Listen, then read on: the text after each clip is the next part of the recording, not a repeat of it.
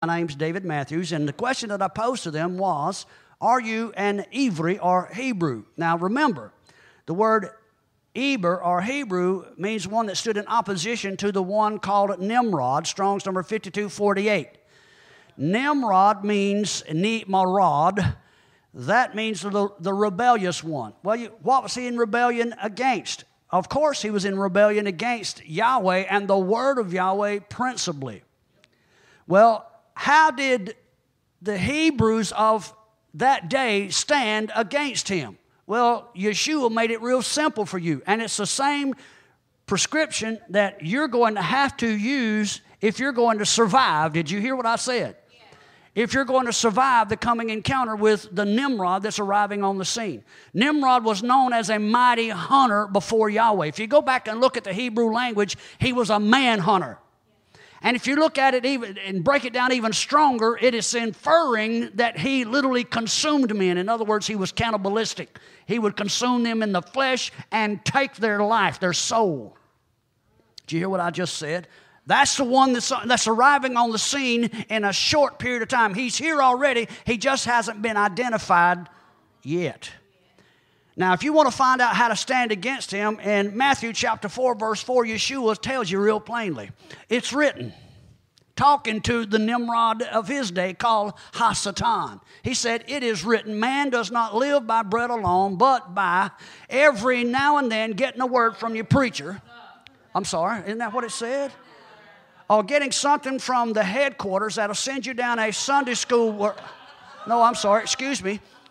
By every word that proceeds out of the mouth of Yahweh. So if you want to stand in opposition against Nimrod, you had better let what comes out of your mouth be the word of Yahweh. It needs to be, it's written. It is written. Now, Nimrod, as I was sharing with you in Genesis chapter 10 and 11, was associated with both Babylon and Assyria. Again, Nimrod, meaning the rebellious one, his name is closely related to Strong's number 5246, Namer, which is a masculine noun that means leopard. Now, the leopard was one of the beasts that you see both in Daniel and in the book of Revelation. You remember Daniel's vision of the encounter that was going to happen with Babylon and the Medo-Persian Empire and the Grecian Empire, and he was hindered until the angel Gabriel came and helped to give him an understanding. Well, in the book of Revelation, you see this same beast, this leopard, being manifest. Now, the leopard was always, or has always been, connected with Alexander the Great and the Grecian Empire. The Greco-Roman Empire is where he's going to be seen in the coming days, and I'll explain that a little bit further as we get along. However, his empire encompassed Greece, Iran, Iraq, Syria, Lebanon, and North Africa. And I have here a question that I want to ask you. Could it be that the descendant of Abraham, the opposer, that's what he was. You could call him a Hebrew, but I like the term opposer. I'm an opposer. Are you hearing me? I'm an opposer to the enemy. I stand in opposition against him. Well, could it be that Abraham's descendants, Toldot generation, could it be that Abraham's generations, well, I'm not sure if I'm one of them. Galatians 3:13 tells you that you've been made free from the curse of the law because of the price that Yeshua paid and made a curse for you. You're able to receive the blessings of Abraham. So if you can say that, then the generations of Abraham's talking about you here. So could it be that the generations of Abraham, the opposer, the Hebrew, also known as the generation of Isaac, that is producing fruit in the future, our day, will also stand against a future rebellious one called Nimrod, also known as the anti-Messiah? Of course. You hear all of those that teach eschatology, end times prophecy, talking about that. Most of them say that we're going to get one of those get-out-of-jail-free cards from a Monopoly game. However, I got news for you. You're not going to be raptured out of here. Amen. If you want to look at the shadow picture regarding the rapture, there's one going to take place. And it was seen in Noah's day. Noah built an ark. He was the one that stayed here. The unrighteous got raptured out. Hello? Did you hear what I just said? Yahweh was separate. Now, is it possible then, since we're going to stand in opposition, that we're going to have to be able to communicate properly? You know, the number one problem in all relationship is a lack of communication. And so if we're going to stand in opposition, then we need to be able to communicate properly with one another. Zephaniah 3:9 addresses that. He says, in the last days, I'm going to restore a pure language so that you can all worship or communicate with one consent. Thank you, Father. I was wondering how we were going to manage this. Do you see? Well, if that's the case, then the language of all of those that will stand in opposition against him, since we're Hebrews, well, it should be the language of the Hebrews.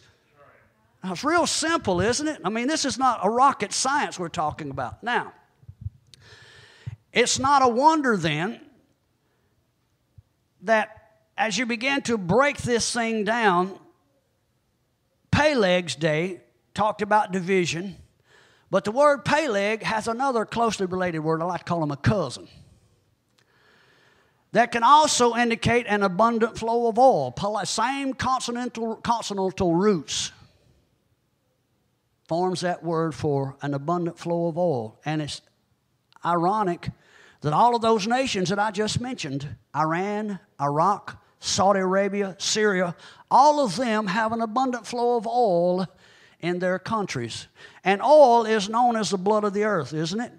Well, I want you to understand something. The blood of the Adamah, the blood of the ground, is going to judge those that are in opposition against Yahweh. Now, I want to look at how important the Hebrew language is. Because without the Hebrew language, I'm convinced that you're not going to be able to properly identify the counterfeit one.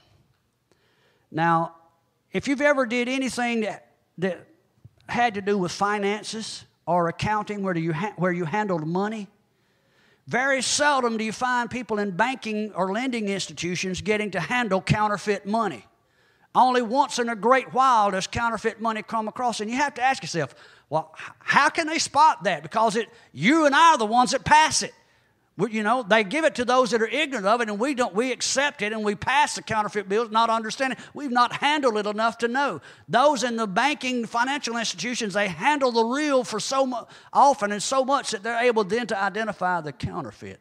Well, if you're not familiar with the genuine, you're not going to be able to understand who the counterfeit one is. Are you following me? Nimrod, the counterfeit one. The gematria of his name is 294. Noon 50, Mem 40, Resh 200, Dalet 4, 294. Now, it just so happens that 294 is the gematria of the name of the one that Abraham had an encounter with called Melchizedek, the king of Salem or the king of righteousness. And so they have the same numerical value appended to their name, Nimrod and Melchizedek. And only by knowing the Hebrew language can you tell the difference between the one that will say peace and safety and the one that is the king of peace. For the one that says peace and safety will bring sudden destruction. Are you following me? My. Now, if you go back and study history, and I want to thank KP for sharing some of this stuff with me, because if you go back and look at it, Nimrod was the originator of a cult that was principally identified by wearing leopard skins. Did you hear me? As a matter of fact, there was a priesthood, a cult priesthood that was known as the leopard priesthood. Now, think about this. If that's the case, that priesthood is going to be revived again in the last day. Are you hearing what I'm saying? And I saw into some of his notes earlier this evening that he made mention of the fact that Yeshua is washing us with the water of his word to remove those spots. And that's the only way that a leopard can change its spots, is by having the word of Yahweh wash you and remove the spots and wrinkles. Amen? Now, again, we're talking about Toldot, the generations of Isaac, but we've been looking at Abraham, and you have to ask yourself, why are we going back and looking at Abraham? Well, there's an intriguing puzzle here, but it's only a puzzle to you if you can't fit the pieces together. If you take a puzzle and you can fit the pieces together, it's not puzzling anymore. Well, you're about to fit some pieces together here, okay? Abraham and Sarah are shadow pictures of both Adam and Eve. Are y'all with me? But they're also a shadow picture of Yahweh and his first bride. Now, we're also talking about Isaac and Rebekah. if there was an Adam and Eve, and we're told in 1 Corinthians chapter 15 that Yeshua is the last Adam or the second Adam, then there of necessity would have to be a second Eve. Am I right? Well, we know that Isaac is a type of Messiah. Are you with me? So if Isaac was a type of Messiah, he was also a shadow picture of the second Adam. Boy, this is hard, isn't it? Well, Isaac's wife then would have been a picture of the second Eve. Can y'all see that? Now, this is not hard. I want you to pay attention. All right. In our previous Torah portion, Chaye Sarah, last week, we noted that Sarah died at the time of Isaac's being offered as a sacrifice. At least that's what the sages teach. The sages teach that she heard that Isaac was being offered by Abraham and she fell down graveyard dead. I don't believe that's the case. I believe that she dies prior to that, and afterward Isaac is offered up, fulfilling Genesis chapter 3, that same shadow picture, because Eve dies first and then the lamb was offered. Did you hear me? Let's look at it a little bit further. Now, what happened was after partaking of the tree of carnal knowledge, Eve dies, and Yahweh then slaughters the lamb. That set the precedent. So if Sarah dies while Isaac stroke Messiah is being offered, she would have had to have died first before the lamb was offered. You see the shadow picture? That's the way it would have to have happened. Now, in Genesis 22:8, where Abraham tells Isaac, Yahweh will provide himself a lamb, and that in so doing that he would redeem the bride by his death. Are you with me? His death, his burial, and resurrection. Well, for all intents and purposes, Isaac was considered dead. Are you with? Until the ram was caught in the thickets by his horns. Now, Isaac then becomes that second Adam, replacing Abraham. Abraham was a shadow picture of the first Adam. Am I right? Y'all got this. Let's back up. Adam and Abraham are typed together. Isaac and Messiah are typed together. Sarah and Eve are typed together. Rebekah and the bride called the church today are typed together. Can y'all see that? Can y'all see that? Now, well, if you go back and look at that Torah portion, we were talking about it last night, it's actually divided in half. The first part of Chaye Sarah deals with Sarah's death, while the latter part deals with Rebekah. Sarah is a picture of the first Eve. Rebekah's a shadow picture of the church, the bride. Did you hear what I just said? Now, if you'll go with me to Genesis chapter 23, verse 6, I want to show you something. Turn to your neighbor and tell them, hold on to your seat. You can't miss this. Genesis 23, verse 6. Now, you know in chapter 23, verse 1, Abraham is there to bury Sarah, right? Well, he goes to buy a piece of property called the Cave of Machpelah. As a matter of fact, we were burying someone today, South Mississippi, burying someone today, and she was buried at Machpelah. That's strictly coincidental. You know Yahweh just does stuff like that off the cuff. I don't know why it happened. It's just strictly an accident. Nothing but luck. Mazel tov. Hello. You know I'm being facetious. Did that sarcasm drip on you? Genesis 23:6.